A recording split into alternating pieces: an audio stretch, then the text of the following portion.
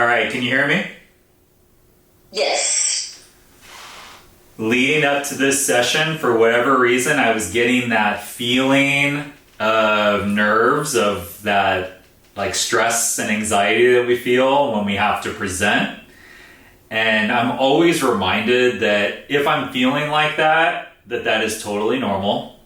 And that I'm probably feeling that because I actually care about something and I want to perform and be good at that. So I think oftentimes addressing that is kind of a nice thing because people put unrealistic expectations on us, or they think that you've been here so long that it's always going to be easy for you. But I think a big part of what we do is checking in with how you're feeling so that you can think about how you're showing up, and remember just to take a breath from time to time. You know, like, yeah, it's stressful. I'm about to like cut in front of a peer of mine and I want them to think that I'm good. So I'm going to try to remember every component of how I show up so that you find value in what it is that I do.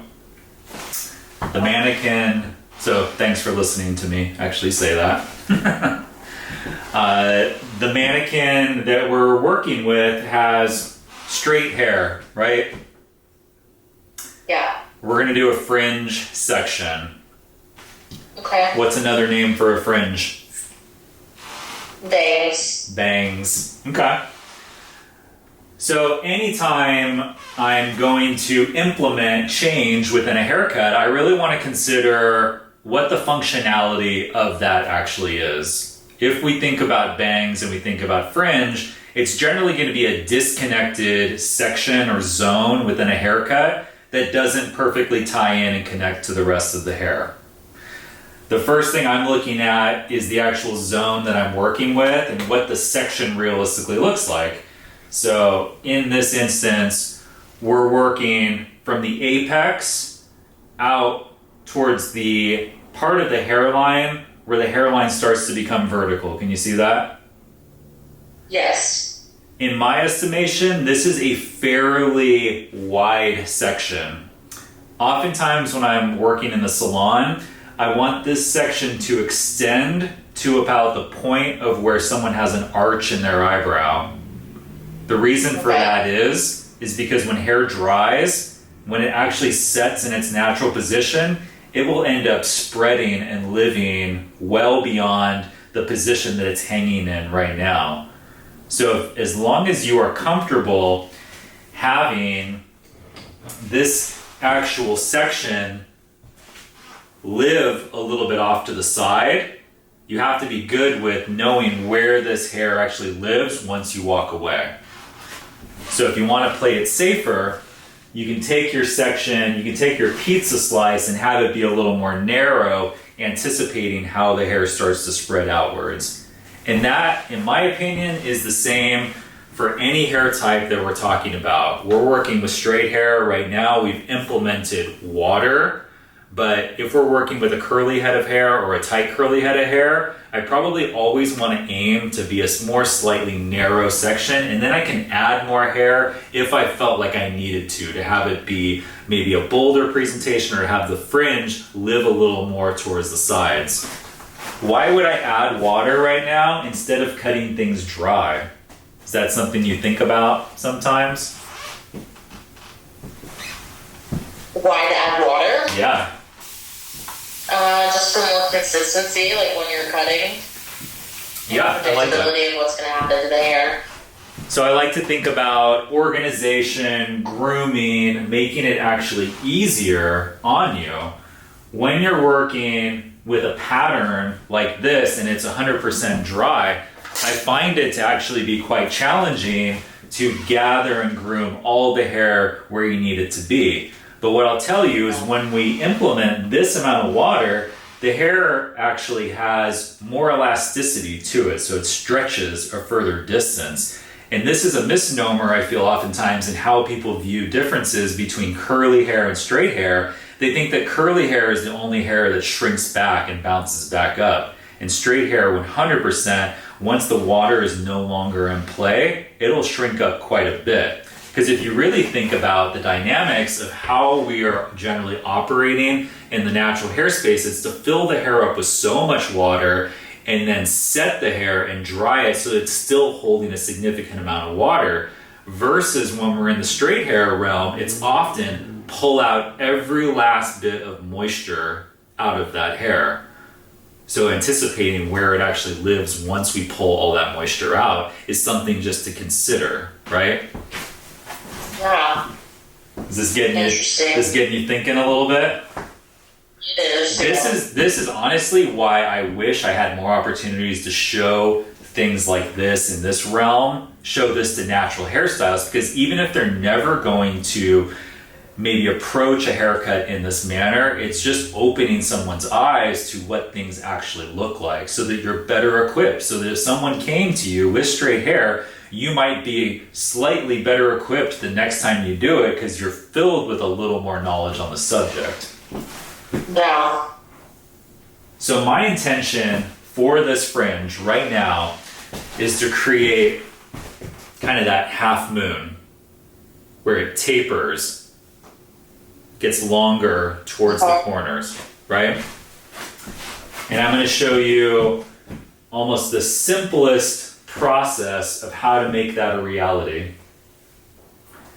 I'm going to take a center section. I'm going to gather. Are you going to cut all that hair together? Do you see my section right now? Yeah, but it's from the apex to the hairline, so you're going to cut all of that in one go? Let's talk about it. So this is one approach to simultaneously establish where the length sits and then determine what the technique is through the inside. Okay. So what are our techniques? Line, layers, graduation. Okay. So I can simultaneously cut part of the line, the presentation of the outline, and I can also cut the technique within the inside, which will probably be a layered effect. Another way to do this, instead of prioritizing this type of section, I could do the opposite. I could take a section this way and start with the line. Okay? Okay. So I could take more of this type of horizontal section and I could try to create this with a line first and then build on top of that line. Part of the reason why I feel inclined to approach it this way is because it's actually less work for me. I'm able to establish the length and what's happening through the interior simultaneously. So I'll start with that, and then I'll show you how I actually move through to create that half moon type of effect, okay? Okay.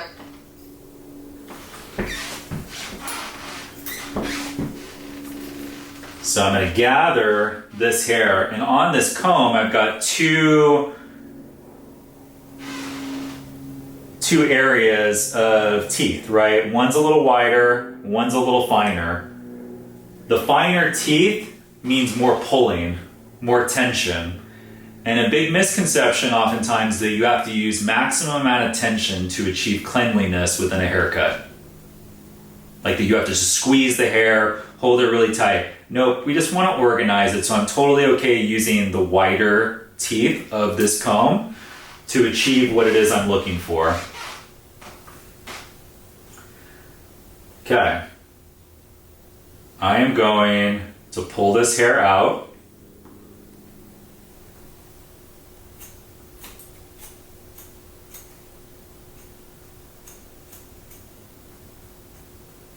I'm trying to keep my blade as close to the edge of my fingers as I can.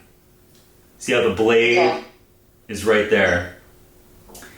If I'm holding this hair way out like this and I'm trying to cut somewhere out here, it's much more challenging for me.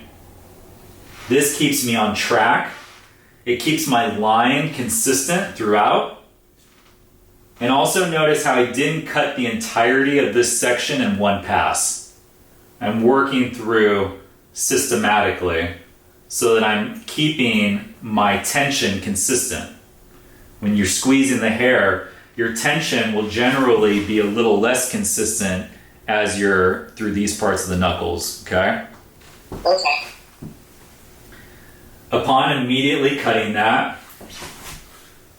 I want to drop this down and see what's actually happening through the inside. I want to see where the peak of weight sits and where the length is actually set. I'm anticipating where this would actually land once it was dry. Even though it's straight, it's probably going to bounce up. Okay. So I'm going to turn her just for a moment so you can kind of see what the cutting line looked like.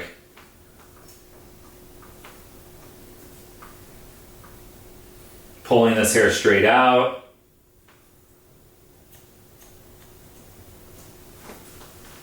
You kind of see that, right? Mm-hmm. This is for the guest who is asking for bangs but is not fully committed to having bangs that live on their brow.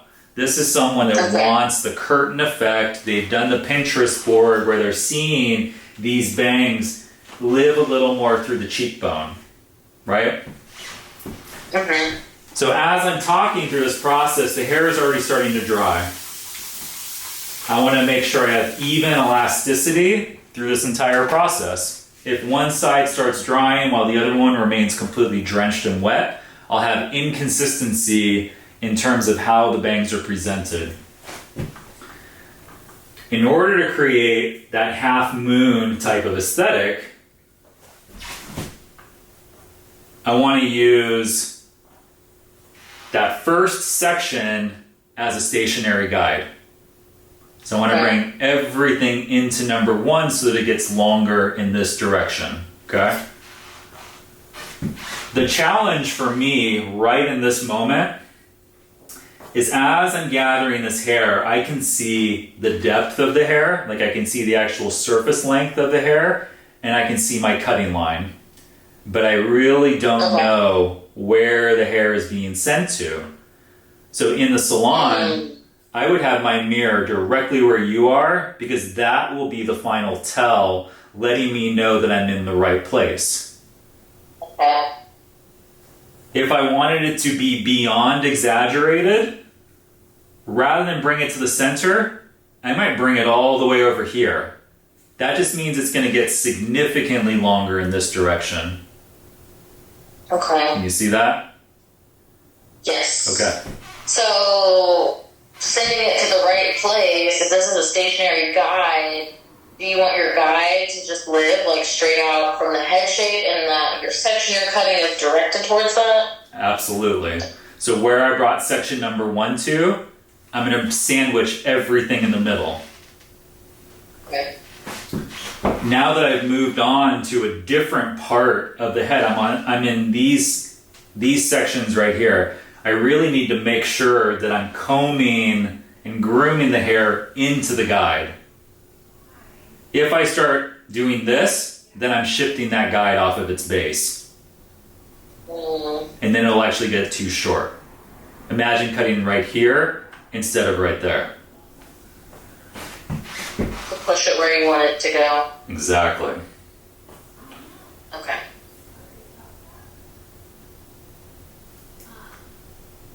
So, I'm using the camera monitor to kind of see where I am. When you're not cutting wet, do you use your mirror in a similar way when you're sectioning, or is it more so to just see different angles of the shape? I think the mirror will probably be one of the best tools that you can use within the salon because the mirror will always show you things that you didn't quite see when you were looking straight on. So if this was a curly bang and I was going through and I had just worked this side, the moment I was done, I would start kind of moving the hair and let it kind of land where it's going to land. And then I would use the mirror and then I'd look at it straight on again because you're always going to see different things when you're looking at it from different angles and perspectives, okay? So what's cool about this is in the mode of working smarter, not harder. I took all of that hair that could have been one section, two sections, three sections, four sections, and just brought it all up together as one because we had a stationary guide. And what that realistically created was that effect that everyone's kind of looking for right now, where it's tapering this way.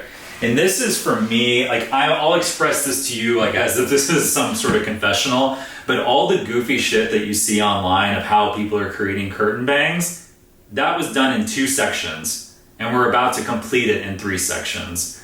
So it doesn't always have to be this like fancy, goofy stuff that's going on. It's like, no, you just bring everything into number 1 and boom, it's done. It's done for you. What kind of education you want? That's the kind of education you want? Okay, cool. Okay, so this is my harder side. Every time I do this side, it's too long. Okay. Because I'm pulling towards myself, so I'm having a tendency to direct the hair further than where it needs to be sent. But I would always rather be longer than too short. Okay. And this is something I express to you, it's something I express to other students. It's not about being perfect, it's about anticipating what happens, anticipating what your own tendencies are, and how to sort of course correct so that you're never caught off guard.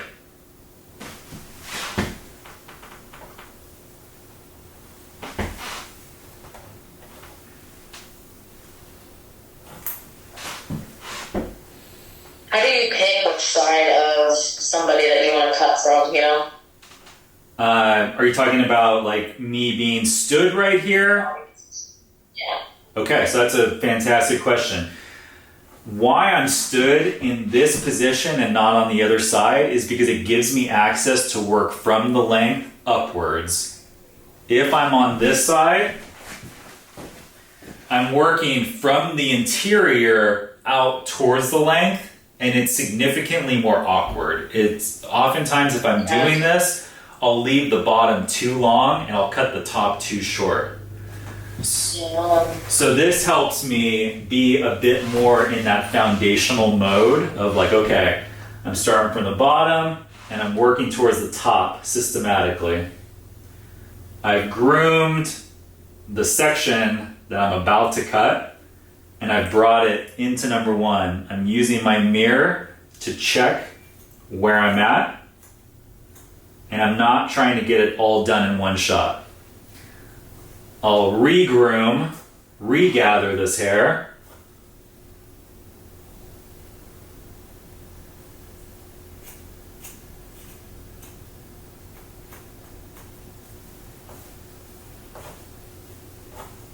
sometimes I get lost in the trap of combing 100 times. Like I'm just like combing. And at what point is it enough? As long as I can clearly see the previous guide and the section that I'm working with. Do I look like I'm in the center? Close? No. Like center of the part, or that looks better. Yeah. So we're about to find out.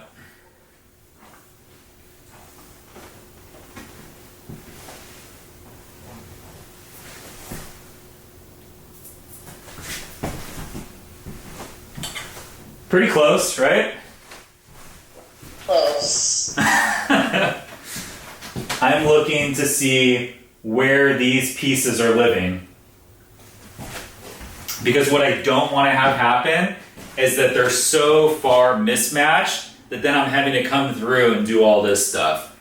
I'd be less inclined to do that. I'd be more inclined to come back through our initial sections and make sure I was actually in the right spot. I'm looking at it through this tiny little box right now, so even if I had kind of an idea, you had probably a better vision of where I was, and I might have been a little further over this way, but I already kind of was anticipating that.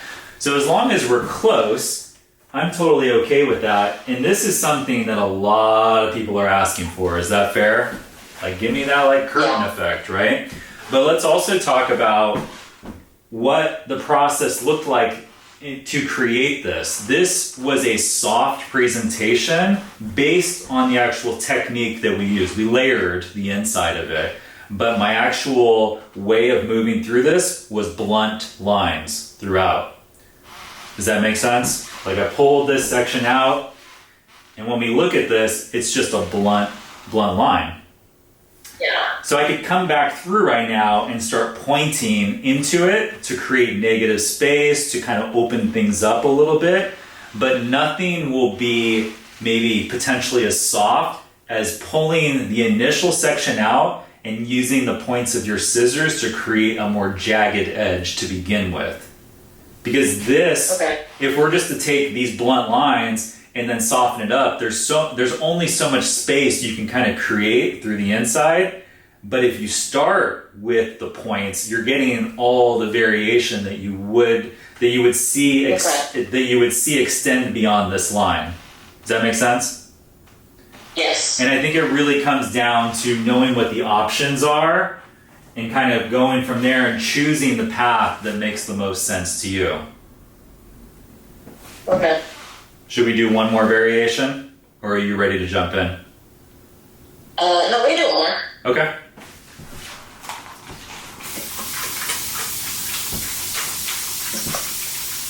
So I showed you how to work internally and externally at the same time. Establish the line and the internal technique that layered the effect. But what if we're like, no, I just want to put the line in first, right? So let's do that.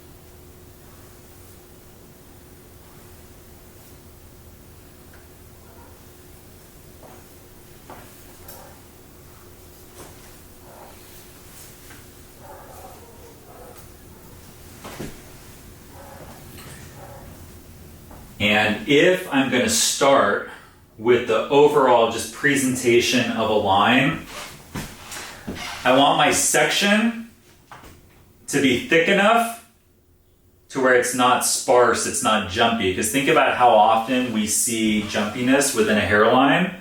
I want that initial section to be thick enough to actually hold some weight on top of whatever cowlick might be present.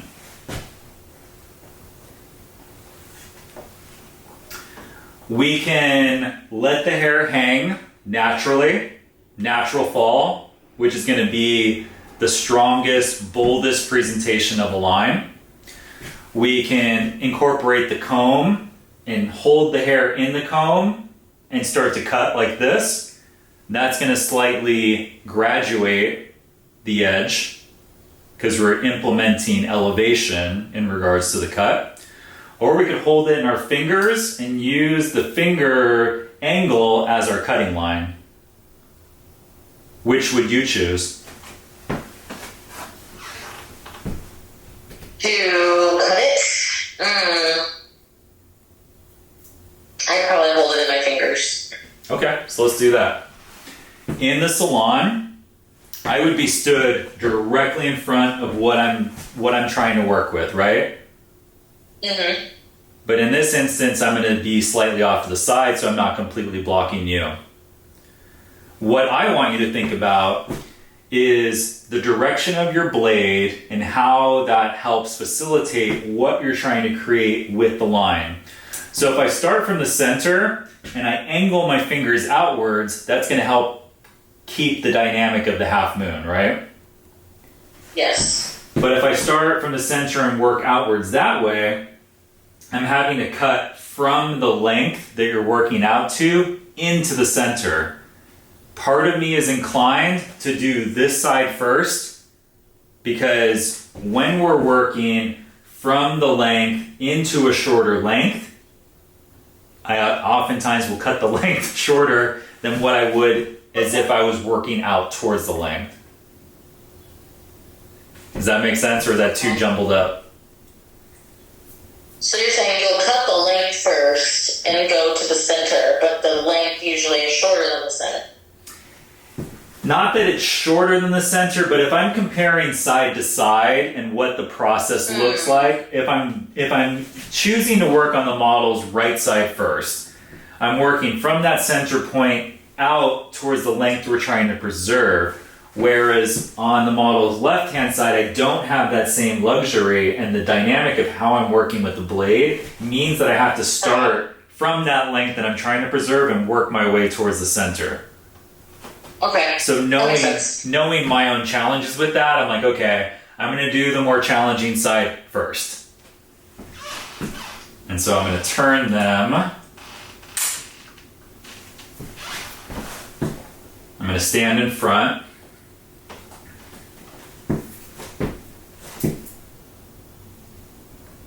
I love that you know that, because you can show people that just the mechanics of our body sometimes creates things that aren't balanced, and that's what we're trying to go for when we create a cut. And I think you're doing something wrong, but it could just be it's just not comfortable. It's not a great position for you to cut. If you can answer some of the questions of what people are struggling with internally, that's the truth that they've just had to live with, right? They cut this side, then they cut that side, and then they start doing all of this stuff to try to piece it together. If you were to express to them that the reason why I'm starting on this side is because this side is more challenging to me for this reason, you start with the more challenging side, then you do the easier side, then that means you maybe don't have to do as much work to try to like chop it up to make it all blend. Oh.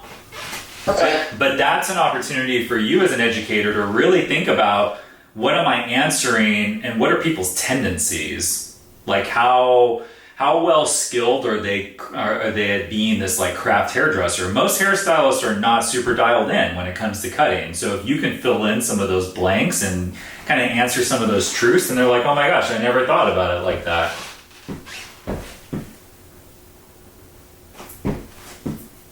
Okay. Gathering this hair.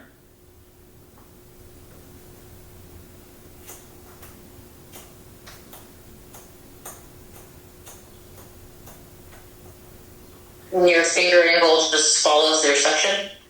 Yep. So I'm pretty much mirrored right now with this and with this. Oh, yeah, okay. That's going to help keep you on track. Because if we're suddenly totally altering this and it doesn't match what we're seeing here, think about your own grooming habit of starting from the root and bringing yourself outwards. All my fingers have to do is just mirror what's happening with that section angle. If I know that my own tendency is to cut that length off, like to cut it off and it's not going to jive well, rather than take a step and stand more in front of it, I'm just going to stay planted directly in the center. That way I'm inclined to actually leave it longer. Okay. So these are some habits and some tendencies for our own body mechanics that without us even thinking about it, by my body being in this position and then I'm working away from this, it's going to help preserve length rather than standing directly in front of it and just cutting it all off. So grooming it down, making sure my angle is consistent, not squeezing the holy hell out of the hair, just holding it, dropping it down, grooming it, combing it, taking an honest look at it, asking myself if I like it. I'm okay with it. Thank you. Now I've just got to match the other side up to it, and that's the hard part. I wish cutting hair was easy.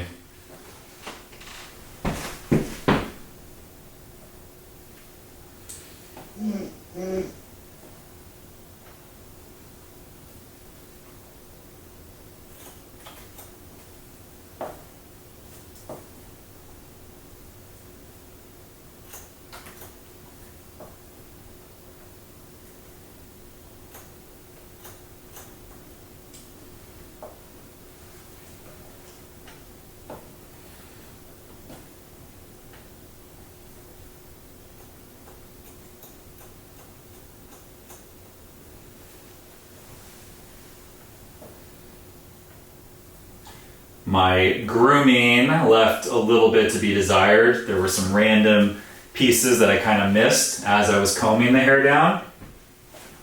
I don't have the same luxury on this side to stand over here it is quite awkward if I were to try to do this. Yeah, no. So I really just had to plant myself right here and tuck my elbow into my body and let my finger angle create what it is I wanted to see. Okay. Now that I'm combing the hair down and moving it, I'm checking for balance and imbalance. And this side might be just a little bit longer. I don't know if you're able to see that. It doesn't look longer. Yeah, it's not by much, and oftentimes I would rather save a little bit of the detail work until after we've actually blown it dry and styled it. Because you might find that even if this felt a little bit longer when I'm doing this, when the hair actually lives in real life, it might level out and be exactly where it needs to be. Okay? That's true. So now we've got what's living on top. And it's up to us to determine how much we want to incorporate it. Do you want me to move it a little closer?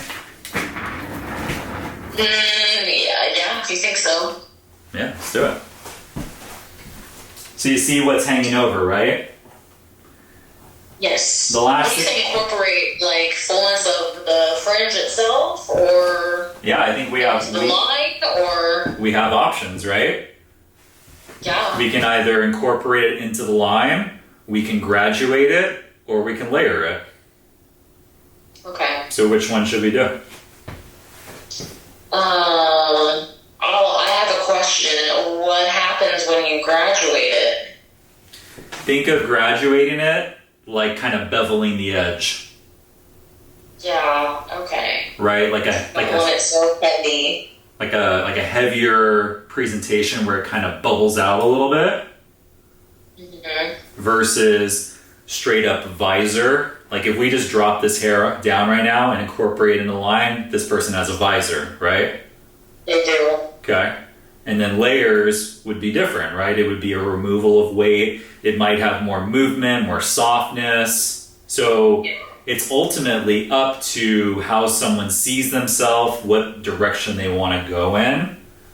So do we want softer? Do we want heavier?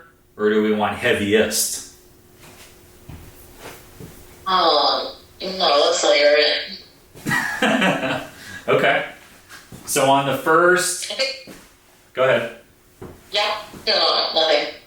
Well, I was going to say on the first variation of the fringe that we did, it wasn't pure convex, but it was kind of leaning towards that, right? Like following head shape a little bit versus what if we want to concave it and flick it out and have it be kind of just a lot more happening through the inside. That's where I'll switch body positions. So on the first one, I stood on this side, right? This time, I'm going to switch sides and I'm going to practice what I preach and add some more water.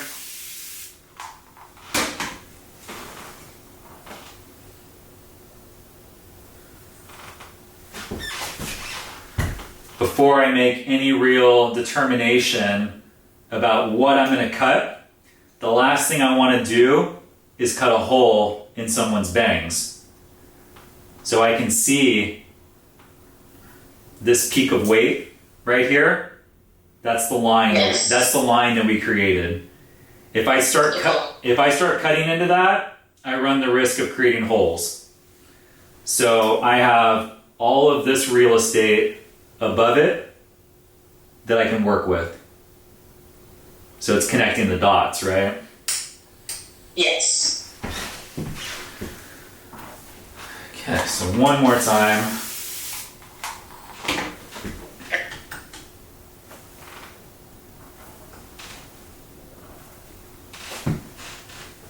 How often do you graduate bangs? Like, in clients? Say that one more time. How often will you do like a graduated bang, like on a client? I think it really comes down to what the person's asking for, what images they found were appealing of bangs, because I never want to just assume that everyone wants layered bangs and they want them to be really bouncy, because that brings it back to what does our consultation look like and how much are we actually listening to what someone's asking for. They don't really know the types of language to use. They only kind of know what they don't want. So they'll usually come with a photo of like, well, this is what I definitely do not want, and this is what I'm thinking of.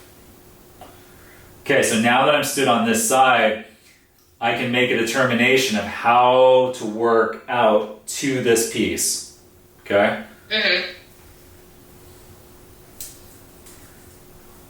So I'm going to work from the internal to the external.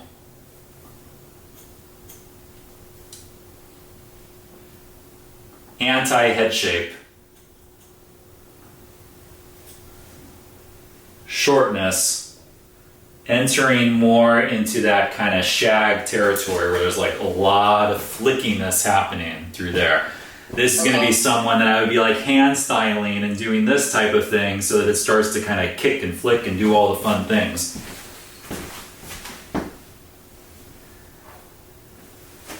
From here, I'm going to bring everything up to number 1. That's the safest play.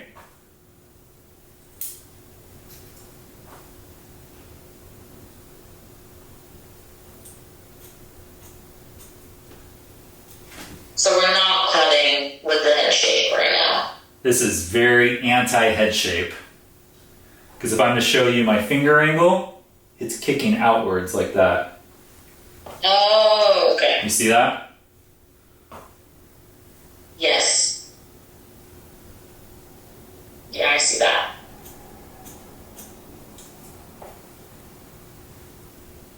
But are you cutting straight across, or are they going short to long?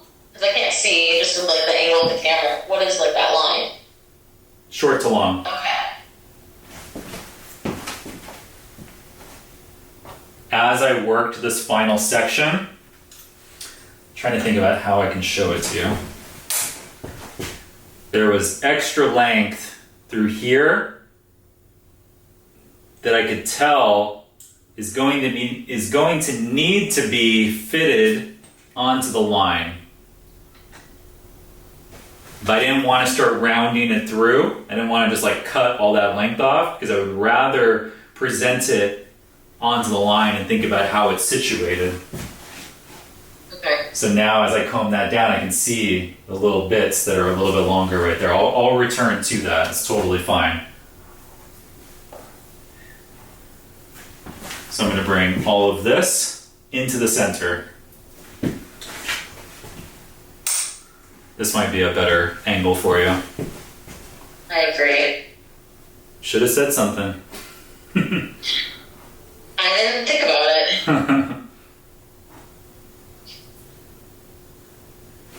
it. Always making sure that I'm combing what I'm about to cut.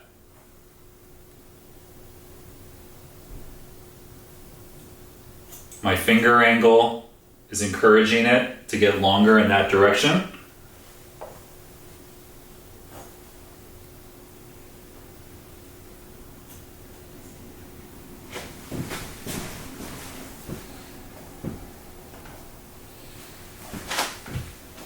So this creates something more wispy and like fans out, like you said. What does the round do if it's different?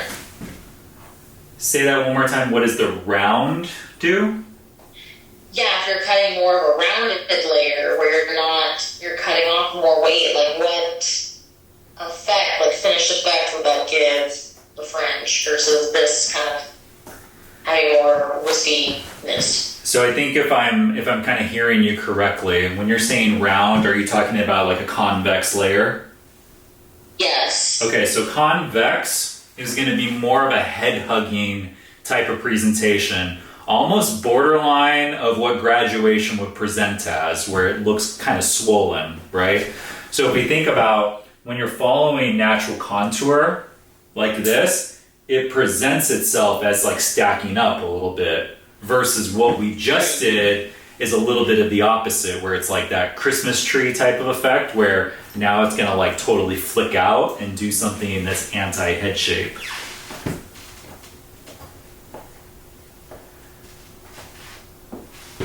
And even with all the layering that we just did, it still has a slightly bold presentation because we emphasize putting that line in and really defining that line. Whereas on the first variation of the bangs, it didn't have as strong of a presentation at the bottom because we didn't explicitly put that line in. Good? Yeah. Okay. Yes. Cool. That was fun. That was fun.